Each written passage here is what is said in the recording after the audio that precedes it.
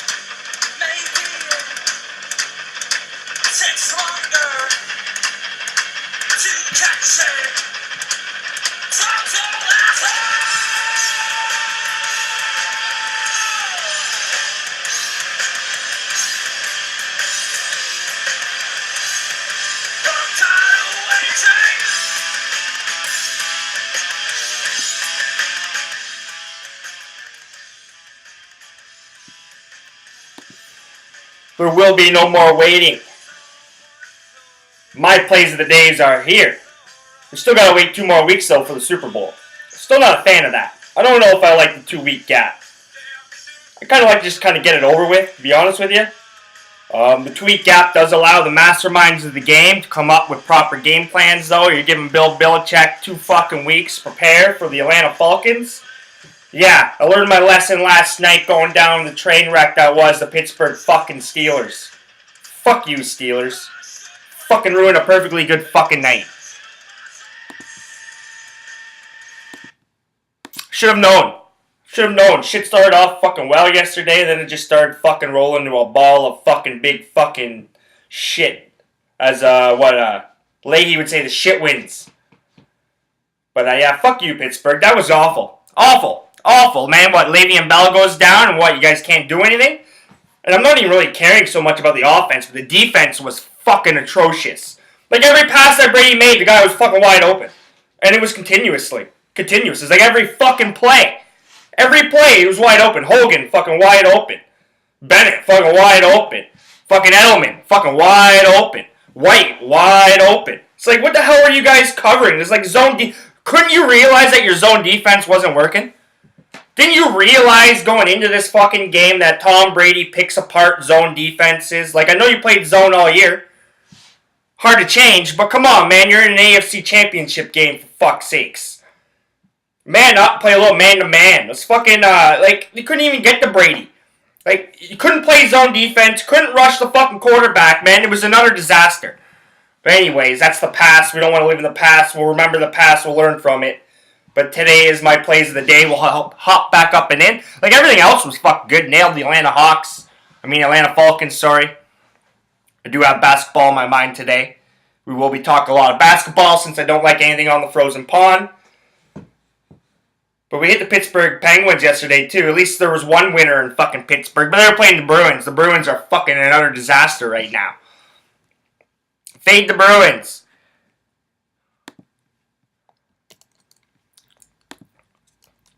There's a couple interesting games on the board tonight in the association. The Miami Heat, they're hosting the Golden State Warriors. This is Golden State's, third road game in 4 days? So we've been hearing a lot of rumors, a lot of rumblings about players getting some minute restrictions or maybe some rest periods or maybe even resting the whole game. And I think it's just a bad spot for Golden State. It's fucking Miami. I wouldn't be shocked if Golden State wins this game by like 8 or 9 points. I got Miami at plus 12.5. I see it down to about 11.5. 11's at some places. That's getting closer to the 9 range. I think they really do win by 8 or 9. I don't think it's going to be a very fun basketball game to watch. I think Whiteside and the boys, Miami will muck it up. And they'll be able to hang into the game for most of it. I'm going to take a roll with the Miami Heat at plus 12.5 against Golden State Warriors at home. Total's 217.5 in this game. A lot of people love the bet overs in the Warrior games, but there's been they've been trending to the under on the road this year, but I'm going to stay away from the total. One total I do kind of like is the over 217 in the San Antonio Spurs-Brooklyn Nets game. Now, we all know Brooklyn sucks. They're fucking awful. But all they do is huck up shots, man. They're one of the most fast-paced teams in the league. The only reason why they get their fucking points is because they got to take a shitload of fucking shots. Now, San Antonio is San Antonio. Not quite typical Spurs. They're not quite as tight on defense. No Tony Parker. He's hurt. Obviously, no Tim Duncan. The makeup of the Spurs are slowly changing. Still have Kawhi Leonard. But they're a little bit more efficient offensively. They have to be. They have to score points. So I like the over 217. San Antonio Brooklyn Net game. My last game in the NBA, I like the Houston Rockets on the road at -5 against the Milwaukee Bucks and the Greek Freak. Now, they're fucking entertaining to watch, Milwaukee, but I don't think they can handle what the Rockets are about to fucking bring them. I don't think they can fucking hang with them. The Rockets are probably going to put up about 120 or so, about 120 fucking points on these guys. They're going to be pushing the fucking pace. Now, Milwaukee's not a bad team, but they're not that fast. Solid defensively, very solid defensively, but I don't think they're going to be able to slow down James Harden, the Houston Rockets tonight. They're healthy again. Clint Capella's back. So I like the Houston Rockets to lay a beat down on the Milwaukee Bucks in Milwaukee. Just kind of continue the trend of Milwaukee teams sucking shit over the last couple days. I'm not a Green Bay Packer fan, so that was put a nice smile on my fucking face to see that. But I like the Houston Rockets at -5. Now, we don't have a whole lot of games in the college board tonight.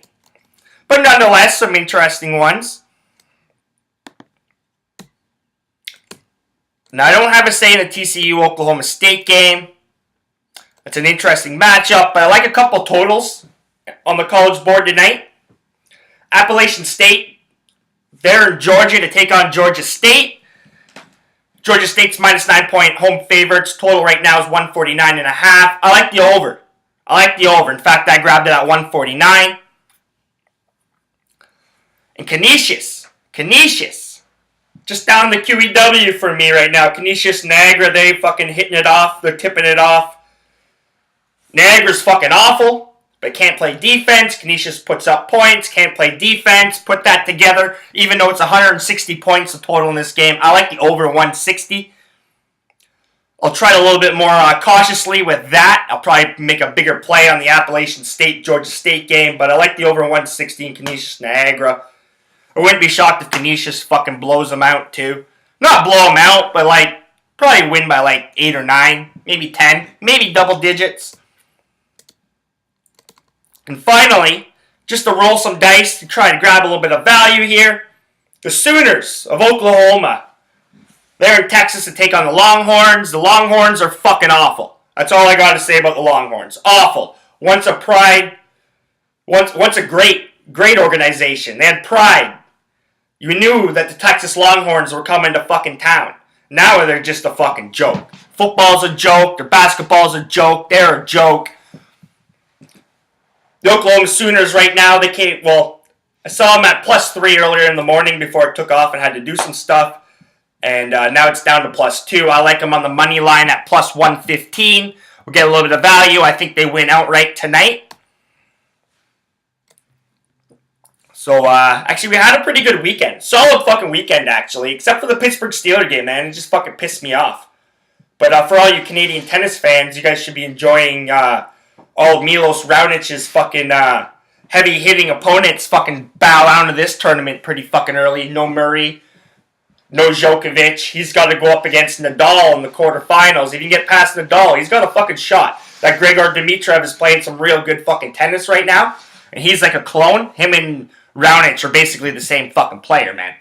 So that'll be an interesting matchup if they do end up meeting up. But he's got a legit shot at fucking winning this shit. A legit shot at fucking winning. And, I got to get up a little earlier, so I haven't been watching this stuff late at night. But he seems to be healthy. He seems to be playing well. His game's definitely growing. Like, from when I watched Raonic when he first came, and he was just smashing the fucking ball by people and powering it. His short game around the net has improved immensely. His serve and volley game. And with his fucking serve, that serve and volley game is a fucking deadly weapon, man. Deadly fucking weapon. We all knew he can return half decently once he kind of figured it out a little bit. Gotta be a little bit more tricky and stuff. He can't do the same thing over and over again. His tennis players are too fucking smart. But his game's definitely grown. So that's a very good fucking sign. We're seeing a lot of, like, Djokovic is 30 now. Federer's done. Nadal's done.